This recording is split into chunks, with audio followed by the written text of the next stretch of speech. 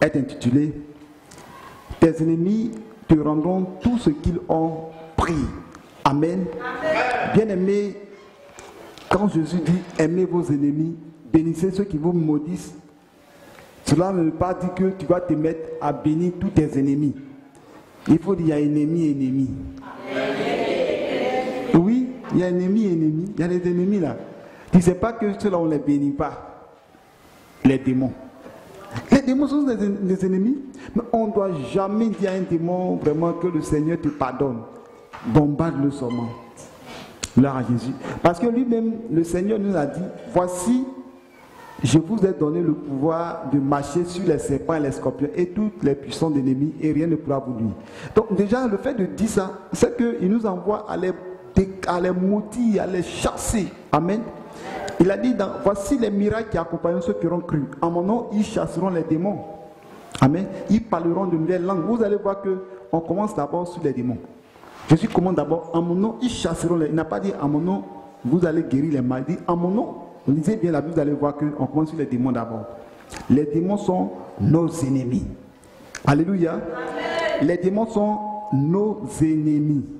Mais, bien aimés, il y a des ennemis aussi qui ne sont pas des démons, mais il y a des hommes qui travaillent pour les démons qu'on les appelle les sorciers.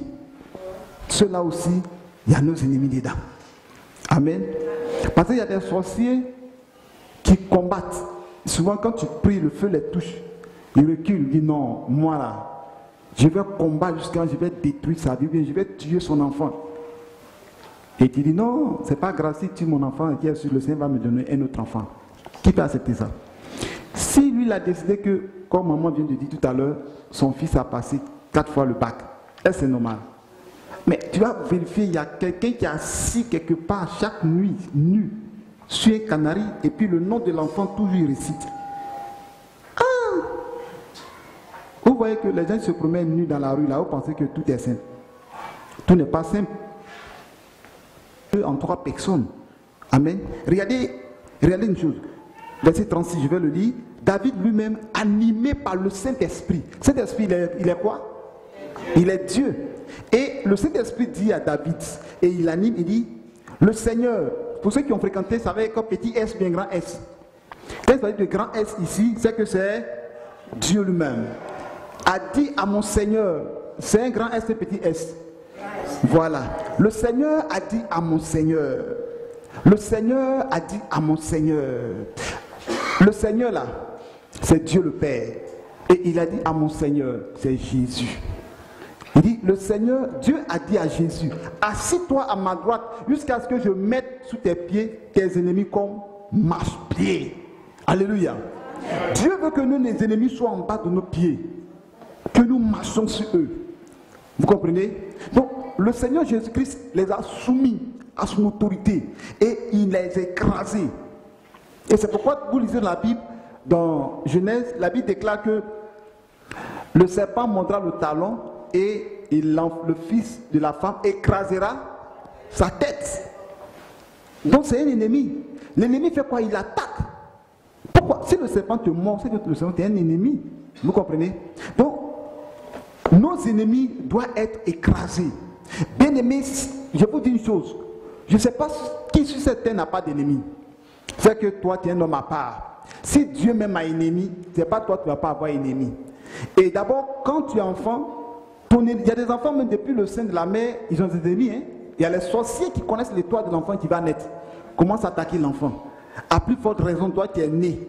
On voit que tu prospères. On voit que tes affaires marchent. On voit que tu as des enfants. On voit que tu es heureux. Et vous savez, les démons sont les plus méchants. Donc, quand un démon habite une personne, le comportement, le caractère, le cœur du démon revient à la personne. Et la personne agit comme un démon. Donc, c'est pourquoi nous avons plein d'ennemis. Mais malheureusement, il y a des personnes qui ne sont pas possédées, mais elles sont de nature méchante. Amen. Vous comprenez? Donc, bien aimé, si tu vois que tu as la haine contre quelqu'un, demande au Seigneur de te délivrer. Parce que là, tu deviens un ennemi. Amen. Amen. Oui, si tu as la haine contre quelqu'un, et tu ne veux pas le bien de quelqu'un, et que cette haine est très avancée, commence à demander pardon à Dieu. Sinon, tu deviens un ennemi.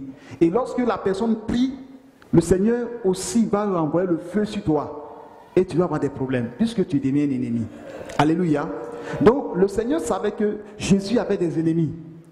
Et il dit, assis-toi, le Seigneur a dit à mon Seigneur, alléluia, assis-toi à ma droite jusqu'à ce que je mette sous tes pieds tes ennemis. Donc jusqu'à ce que Jésus revienne, tous les ennemis seront mis sous ses pieds. Et le dernier ennemi sera vaincu, c'est la mort. Alléluia. Bien-aimé, que le Seigneur vous bénisse. C'est pourquoi au ciel, il n'y a plus de mort, parce qu'à la croix, il a vaincu. Que le Seigneur, le Dieu d'Israël, nous bénisse. Job chapitre 20, à partir du verset 12. Le mal était doux à sa bouche. Il le cachait dans sa langue. Amen. Vous voyez, nos ennemis aiment le mal. Comment le mal peut être doux dans la bouche de quelqu'un? Amen. Le mal était doux dans sa bouche. Il le cachait dans sa langue. Il le savait sans l'abandonner. Il le retenait au milieu de son palais. Vous voyez, ce sont des choses dans sa bouche, des malédictions, des paroles de malédiction, des paroles qui détruisent. Les sorciers peuvent déclarer des paroles contre toi. Les démons peuvent te maudire. Et quand ils maudissent comme ça et que tu souffres, c'est doux dans leur bouche. Ça sera amer au nom de Jésus. Amen. Alléluia. Ah, la parole, elle est intéressante. Job chapitre 20. Amen. Nous prenons le verset 14. Mais sa nourriture se transformera dans ses entrailles. Elles deviendront dans son corps un venin d'aspic.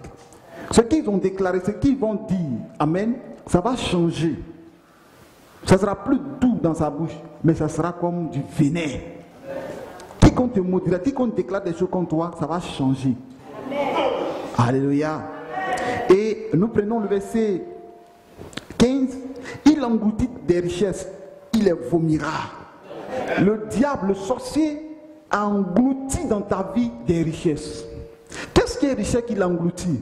C'est ta prospérité, c'est ta bénédiction, c'est ton enfantement, c'est la réussite de tes enfants, c'est ton voyage, c'est la richesse financière, c'est l'élévation, c'est la grandeur. Alléluia. Mais la Bible déclare que l'ennemi a englouti ses richesses et Dieu dit cette fois-ci-là, ce qu'il a englouti, ce qu'il a caché, il va vomir. Alléluia. Il va vomir. Vous continuez, on continue.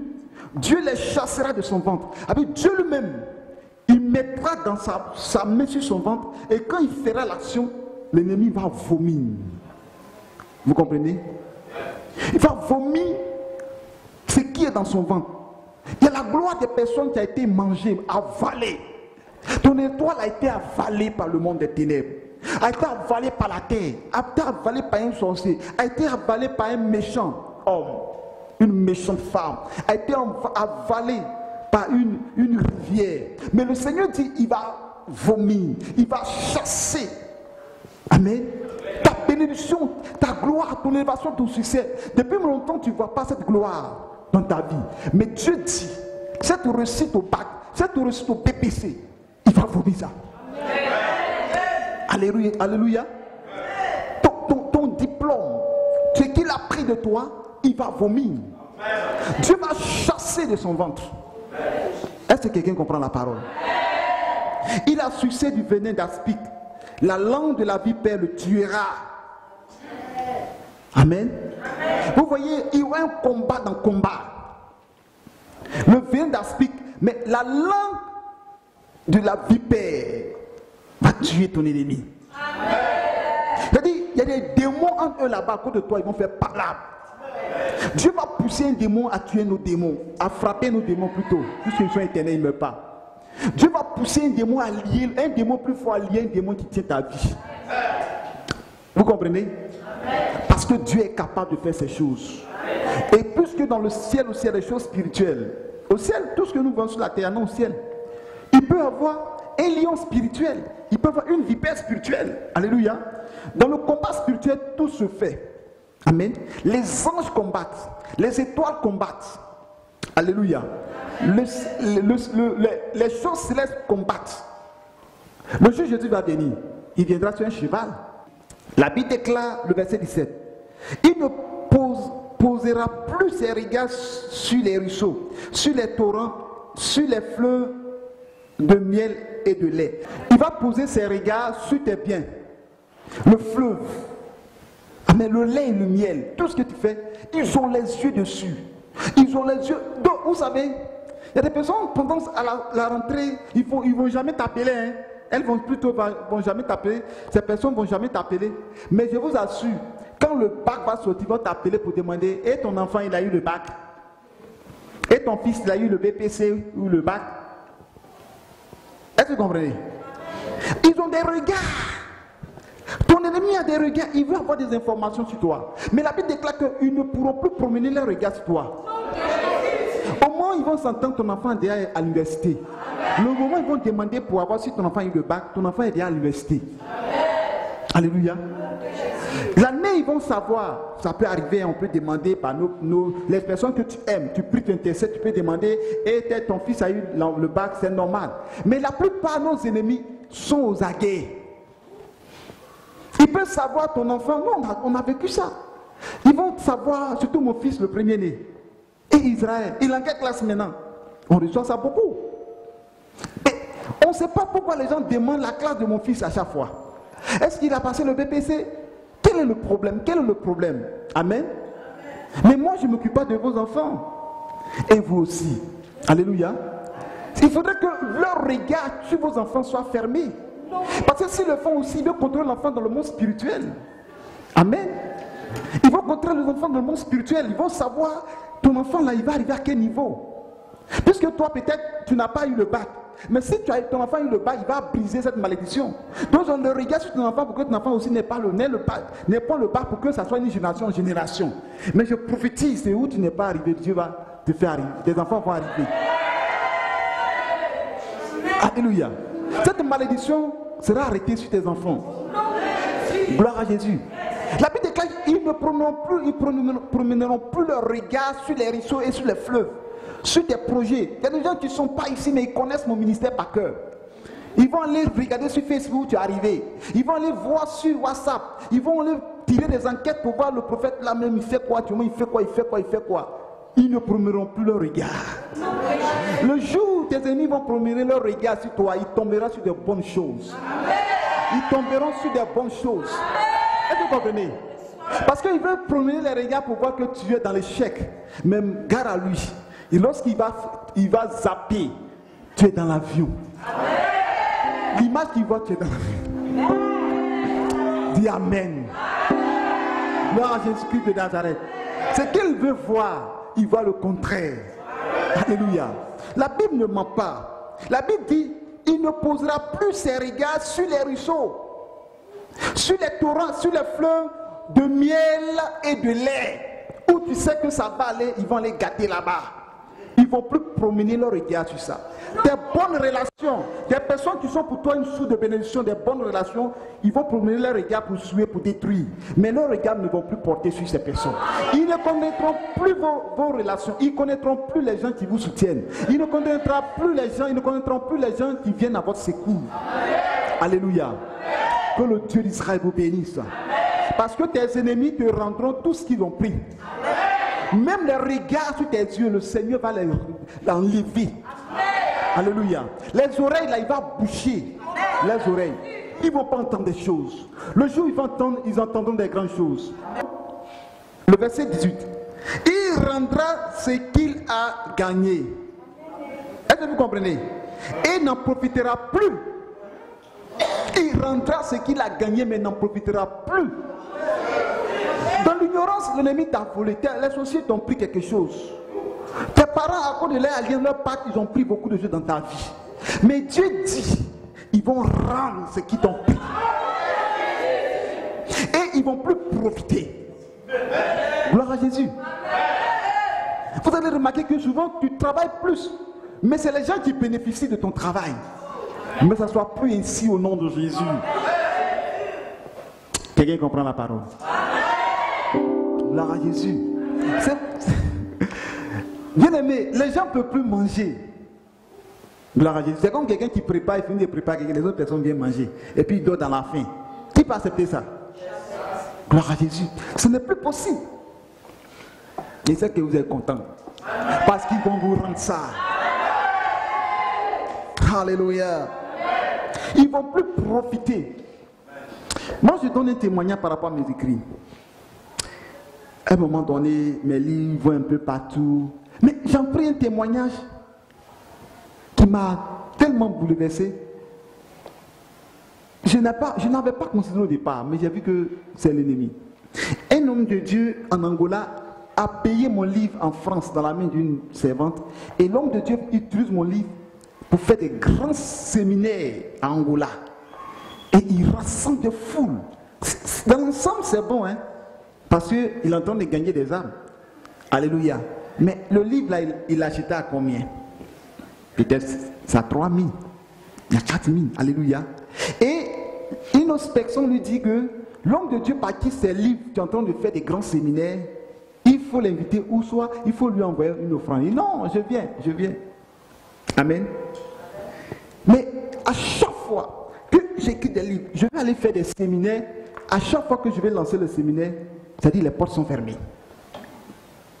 Les gens vont témoigner, oh non, j'ai lu tes livres, vraiment Dieu s'est manifesté dans ma vie, il y a eu beaucoup de choses. Mais la reconnaissance, pour dire, ah, au travers de livre de l'homme de Dieu, j'ai vu des choses, j'ai vu telle chose, j'ai vu telle chose.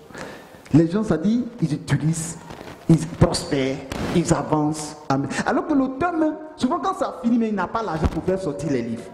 Est-ce que vous trouvez ça normal? Gloire à Jésus. Mais la Bible déclare d'aller partout, de faire toutes les nations. Donc c'est l'auteur qui doit bénéficier de ces livres. Je ne dis pas que les gens le peuple peut toucher pour faire des grands programmes. Mais avant que les gens ne fassent des grands programmes, il faudrait que l'auteur même paye. Gloire à Jésus. Il faut qu'il bénéficie. Et je vous dis, peut-être que vous êtes un peu bizarre, mais la plupart, il y a des mystiques qui font ça. J'utilise, je sais de quoi je parle. Souvent quand je suis la télé, je suis la radio, je vais sur internet. La plupart de mes livres, mes thèmes sont beaucoup traités. Mais quand tu veux t'élever, souvent tu es malade. Ils font des incantations pour que tu restes à l'ombre, pour que c'est eux tous. Parce que le jour où tu vas prêcher, et puis on va dire comment tu sais une alliance avec Dieu, c'est toi l'auteur. Il dit, ah mais cet enseignement j'ai entendu quelque part. Mais lui il est en train de dire. C'est tellement c'est que l'homme de Dieu, c'est ce livre-là, il a pris pour prêcher. Donc ils savent que si l'auteur sort et il fait des grands programmes, des séminaires, des âmes sont gagnées un peu partout, ils vont savoir que il a tiré ça quelque part. Donc ils font des incantations, puis quand tu n'as pas les finances, tu restes à l'ombre. La Bible déclare qu'une vie située sur une montagne ne peut être cachée. Et on n'allume pas une lampe pour mettre sur le boisseau. Alléluia. Je dois bénéficier de ce que Dieu m'a donné. Alléluia. Moi je sais de quoi je parle. J'ai été combattu au travers des livres. Des puissants thèmes. J'ai été combattu. Amen. Souvent, vous avez remarqué que j'ai commencé la télé. Ben TV. Ça allait bien. Les gens témoignaient. Mais du coup, tout a été coupé. Tout a été coupé un coup. Quand c'était coupé financièrement, tout est bloqué. Ça dit que je n'avais plus rien, puis j'étais obligé d'arrêter. Cela ne doit plus se répéter. J'ai eu une autre radio comme ça, on avait commencé une émission. Dès qu'on a demandé, on a commencé à faire l'émission. Là, je ne sais pas le nom de la radio. Le premier programme, j'ai pris. Deuxième, les gens, c'est dans ça, d'autres sont venus à ce programme ici. On s'en va pour aller continuer le programme. On dit, il y a un homme de Dieu qui est venu négocier la même place. Il t'écoute sur les ondes. Quand tu vas sortir là, ça va détruire leurs œuvres. Donc ils te guettent partout. Ils rentrent ici, gâtent. Ils rentrent ici, gâtent. Mais la Bible déclare, ils ne poseront plus leur regard sur mes émissions. Ils ne poseront plus leur regard sur mon ministère. Alléluia. Sur les torrents, sur les fleuves de miel et de lait. Vous savez, ce message peut-être d'autres veulent juger comme ils veulent, hein, mais le corps de Christ est devenu maintenant la jungle. Si tu n'as pas les yeux, tu seras traîné et tu vas tomber plus bas. C'est les chrétiens même qui vont te tuer. Ils vont t'enfoncer encore. Nous sommes à la fin des temps. Gloire à Jésus. S'il rentre dans ça, on ne va pas quitter ici. Il rendra ce qu'il a gagné et n'en profitera plus. Il restituera tout ce qu'il a pris et n'en jouira plus. Comment quelqu'un peut jouer à ta place? Quelqu'un peut profiter à ta place? Ce n'est pas normal. Alors, ce n'est pas normal. Gloire à Jésus. Comment toi tu peux aller à l'école? Ton enfant va à l'école jusqu'à... Tu as souffert et l'enfant, dès l'année, l'enfant travaille, tout est net. L'enfant meurt. Et c'est les parents sorciers là, tout ce qui est comme héritage, tout ce qui est comme on appelle ça pension, ça tombe dans les mains. Et comment vous trouvez ça? Il ne doit pas profiter. Toi qui as souffert pour aller à l'école, toi qui es resté avec ton mari, jusqu'à ce que le Seigneur peut-être l'a enlevé, et c'est les parents qui vont venir dire que non, c'est notre enfant et puis on te chasse. C'est malheureux. Même si vous n'êtes pas marié légalement, vous avez des enfants. Les enfants, ce sont des enfants. Alors, c'est pourquoi je vous dis de vous marier. C'est important, prier pour qu'il y ait des mariés. Parce que, avec tout ce temps que tu as souffert le monsieur, le jour où le monsieur n'est plus là, il n'y a pas un papier qui prouve que vous êtes mariés. Et les parents qui sont quelque part là-bas, tu as souffert, tu as aidé le monsieur, et ils viennent, et on te chasse. Parce que vous n'êtes pas mariés légalement, il n'y a pas un papier qui prouve que vous êtes unis. Et tu ne peux pas jouir. Tu vas bénéficier cette année au nom de Jésus-Christ. Alléluia. Ils vont te rendre ce qu'ils ont pris. Ils ne vont plus jouir de ta bénédiction. Ils ne vont plus jouir de ta bénédiction, de ta grâce. Ce n'est pas normal. Ça est plein dans la Bible. Les enfants d'Israël ont fait leur production. Dans Juge chapitre 7, je crois. Amen. Juge 6, c'est Juge 6. Amen. Les Madianites. C'est Juge 6. Mais les gens ont travaillé jusqu'au moment de la production. Les Madianites, ils sont venus détruire les productions. Ils ont brûlé les productions et ils ont pillé pour aller dans leur pays pour aller manger. Comment eux ils vont planter et ils ne peuvent pas jouir? Dieu ne veut pas ça dans ta vie. Cette année, tu es homme de Dieu, tu dois jouir de ton ministère. Tu es servant de Dieu, tu dois jouir de ton ministère. Tu es femme au foyer, tu dois jouir de ton foyer. Alléluia. Tu es enfant, tu dois jouir de la bénédiction de ton père et de ta mère. Avant qu'ils vont rester à leur papa jusqu'au moment que l'enfant doit se réjouir, c'est là papa meurt. Et puis l'enfant, les gens viennent prendre maison. On dit non, c'est mon grand frère qui a construit. Non, c'est mon petit frère, c'est mon oncle, c'est mon neveu. Mes enfants jouiront de ma bénédiction au nom de Jésus. Est-ce que vous comprenez? C'est pourquoi nous, malheureusement, nous autres, on n'a pas pu jouir la bénédiction de nos pères. Parce que la sorcière fait qu'ils n'ont rien produit.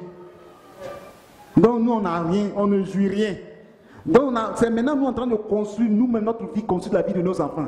Et moi, je ne dois pas jouir de ma vie, et mes enfants ne doivent pas jouir de la vie. Tu refuses ça au nom de Jésus. Il faut que ton enfant ait le goût de devenir pasteur. Ton enfant ait le goût de devenir prophète. Parce que quand il voit son père, il dit ça, je ferai le travail de mon papa.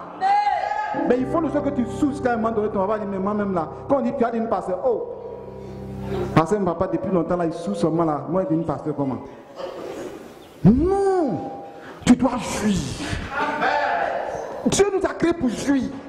Dieu nous a créés pour bénéficier de la grâce du Seigneur. Le sorcier ne doit plus bénéficier de ta grâce. Alléluia. Je le dis parce que je suis en colère. Pourquoi tant d'années on souffre, et puis des personnes, le jour ta tête sort de l'eau, c'est eux qui vont bénéficier de ça. Dis à quelqu'un, ce n'est pas normal. Donc Dieu dit qu'il ne jurera plus. Ce qu'il a pris, il va restituer. Il va rembourser. Amen. Nous allons continuer dans le livre de Proverbe 23. Amen. Proverbe 23. Vous savez, souvent, les sorciers font des choses pour qu'il y ait un impact démoniaque. Amen. C'est-à-dire, tu es là, Proverbe 23, 6 à 8. Et puis, étant enfant, bien ou quelque part, on te donne quelque chose à manger, à boire. Et quand tu bois, cette chose devient un hôtel dans ta vie. Ou un envoûtement, un poison, et ta vie est foutue. Et quand ça est dans ta vie, il y a des personnes qui sont parties au village, elles sont revenues, leur vie a changé, rien ne va dans leur vie. Il y a des personnes aussi, malheureusement, leurs femmes possédées comme Jézabel, les envoyaient chez Marabout, le Marabout a passé, leur vie est devenue autre chose. Je donne un témoignage d'un monsieur milliardaire, sa femme a nyangami sa vie. Jusqu'à maintenant, là, il va à la banque, il ne peut pas connaître le numéro de son compte bancaire. Le code, le mot de passe pour faire retraite avec carte bancaire. Et c'est le marabout qui jouit de ça. Et Comment vous trouvez ça? Enfant de quelqu'un. C'est pas normal. Alléluia. Et c'est pourquoi Proverbe 23 nous dit. Amen. Verset 6. Ne mange pas le pain de celui dont le regard est malveillant. C'est-à-dire, il va te donner, mais il te regarde avec. Il dit, il faut manger seulement. Il ne sait pas ce qu'il y a dedans.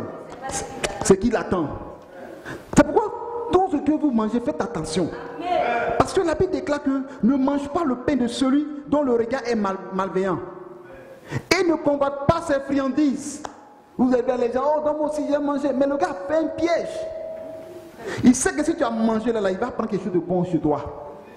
Il sait que si tu as mangé là, c'est quelque chose qui sera dans ton ventre pour te contrôler. Est-ce que tu comprends la parole? La Bible dit, car il est comme les pensées de son âme.